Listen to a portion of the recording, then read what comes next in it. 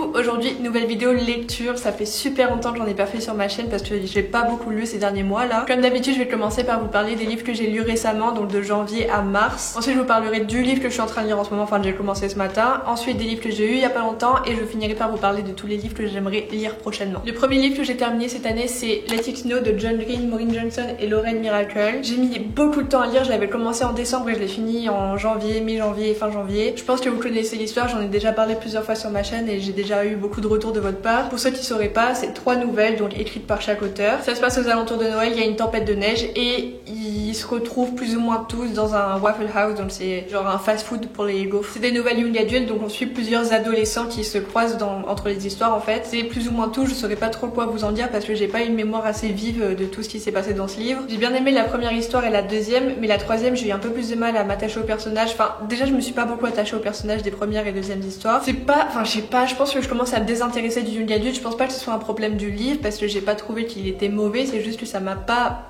bâmé quoi. Dès que je commençais à lire, je me disais putain j'ai hâte d'avoir fini pour passer à autre chose. J'ai pas adoré, j'étais pas passionnée par ce livre, mais il était pas non plus mauvais, je crois que j'ai mis 3 étoiles. Ensuite en février j'ai terminé Come a Little Closer de Karen Perry. Ça raconte l'histoire de Léa qui emménage dans un nouveau quartier avec son mari ou son copain, je sais plus s'ils sont mariés ou pas, mais bref, le couple emménage dans un nouveau quartier. Léa commence à se sentir seule parce que le mari il est plus intéressé par son fils qu'il a eu avec son ex-femme et son ex-femme. Du coup voilà, elle se sent un peu seule et elle commence à se rapprocher du voisin du haut qui s'appelle Anton, et ce voisin du haut il est revenu il y a pas longtemps dans le quartier parce qu'il a passé 19 ans en prison après avoir été accusé pour le meurtre de sa femme, et on suit un peu leur rencontre et leur rapprochement. J'ai beaucoup de mal à rentrer dedans au début parce que je pense pas que ce soit un problème de l'histoire, je crois juste que c'était un problème de langue parce que c'est de l'anglais irlandais et c'est pas l'anglais avec lequel je suis la plus à l'aise. J'ai beaucoup aimé ce thriller et je vous le recommande si vous aimez les thrillers, mais en même temps c'est pas un truc qui va changer votre vie. L'histoire est intéressante, c'est sympa, l'ambiance est particulière je trouve, enfin c'est différent de ce que je lis d'habitude en tout cas, même si je m'y attendais un petit peu. Du coup la fin était chouette, il y a un twist, c'est un roman choral, du coup on suit le point de vue de plusieurs personnages et j'adore quand les livres font ça, vous le savez, je le dis tout le temps.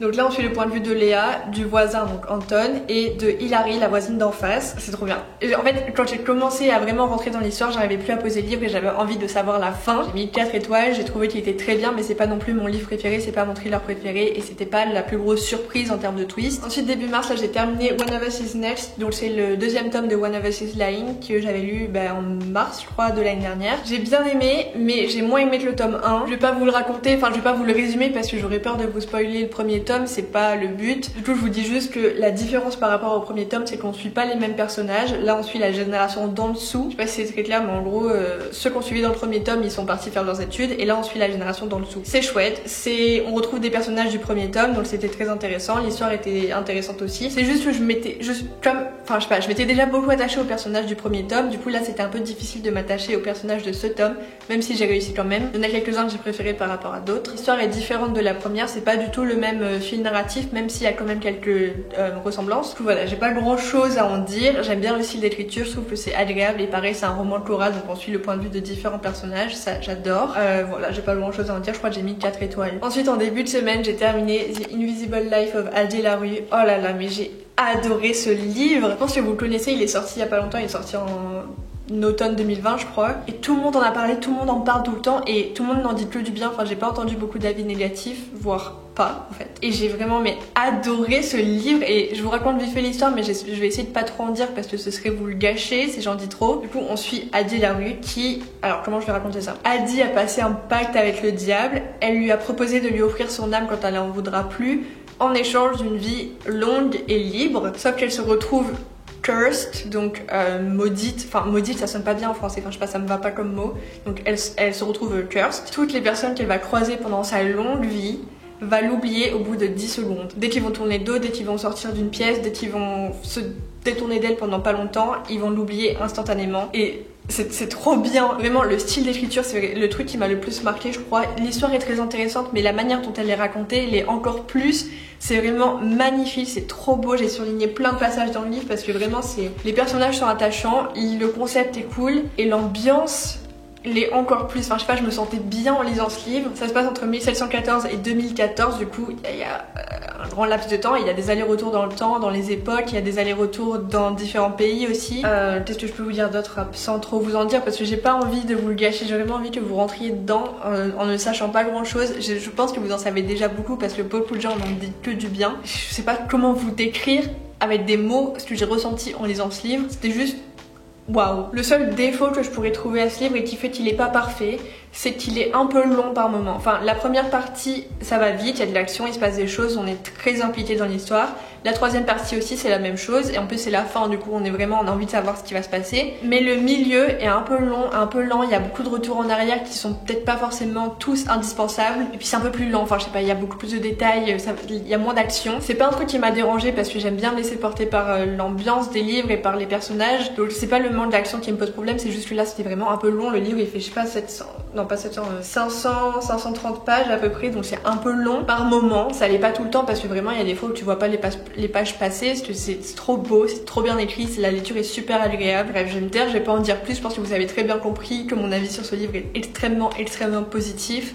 J'ai mis 5 étoiles et je pense que c'est le livre que je vais préférer avoir lu cette année. J'espère que j'en lirai des encore mieux, ce serait bien, mais je pense pas parce qu'il en faudrait beaucoup pour détrôner ce livre. Et je pense même que c'est un de mes livres préférés de toujours. Parce que vraiment, je sais pas comment vous décrire, mais j'étais vraiment happée par le livre. J'avais pas envie de le poser, j'avais envie de le terminer d'une traite. Et puis maintenant que je l'ai terminé, il me manque. Et un truc, je pense, qui a beaucoup joué, qui a beaucoup impacté mon expérience de lecture, entre guillemets, c'est que j'ai écouté une playlist que je vous mettrai en barre d'infos, et si jamais un jour vous lisez The Invisible Life, j'arrive pas à le dire, The Invisible Life of Addie LaRue, s'il vous plaît écoutez la playlist que je vais vous mettre en barre d'infos en même temps. Ça va vous mettre dans une ambiance tellement particulière, ça va changer votre expérience de lecture et je pense que ça va l'améliorer. C'est une belle conversation sur la vie, sur ce qui fait que la vie vaut la peine d'être vécue, et j'ai juste pas de mots pour décrire ce livre que j'ai vraiment adoré, et je crois que je vais m'arrêter là parce que je fais que me répéter. Ensuite, ma lecture du moment que j'ai commencé ce matin, c'est la suite de Shifts, donc c'est Delicates, qui est sorti le 16 mars, enfin en tout cas en mars 2021, donc c'est très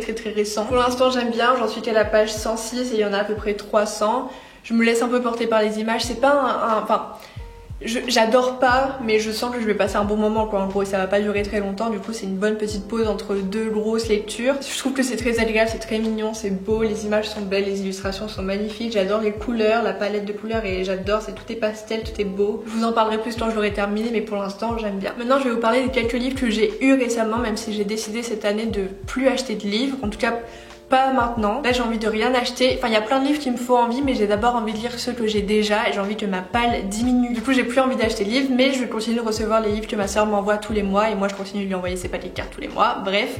Du coup je vais vous montrer ceux que j'ai reçus depuis janvier là. En janvier elle m'a offert This Winter de Alice Oseman, qui est une petite histoire toute petite, c'est écrit très gros, il y a des illustrations, que je lirai très certainement en fin d'année, du coup vers Noël etc. Je pense que ça collera plus que là, il y a un temps magnifique dehors, mais je pense que le prochain hiver là ça sera parfait. Ensuite en février elle m'a envoyé The Butterfly Project de Emma Scott. Je l'avais mis sur ma liste parce que Gabriel en avait parlé dans une vidéo et il m'en faut pas plus pour demander un livre, enfin pour avoir envie de lire un livre. Et je pense que c'est un livre que je lirai prochainement parce qu'il me fait envie, mais j'aime pas du tout l'édition. L'illustration j'aime bien, mais c'est juste la manière dont elle a été imprimée, ça me plaît bof. Enfin je sais pas, le livre en plus il a une forme bizarre, il est très blanc. Les pages sont super épaisses. Du coup bref, j'ai très envie de lire ce livre quand même, ça change rien, c'est juste l'édition qui est pas waouh. Ensuite en février, elle m'a envoyé The Invisible Life of Addie LaRue de V.E. Schwab, que j'ai lu, que j'ai adoré, je vous en ai suffisamment parlé dans cette vidéo. Et pour le mois d'avril du coup elle m'a fait envoyer Delicates de Brenna Tumler, je sais pas comment on dit. Et voilà, c'est tout pour les livres que j'ai eu depuis janvier. Comme je vous ai dit, moi j'ai rien acheté, je veux plus acheter de livres pour le moment, et si j'en achète je préfère prioriser les achats de seconde main, parce que les livres ça me saoule de payer 20 € déjà.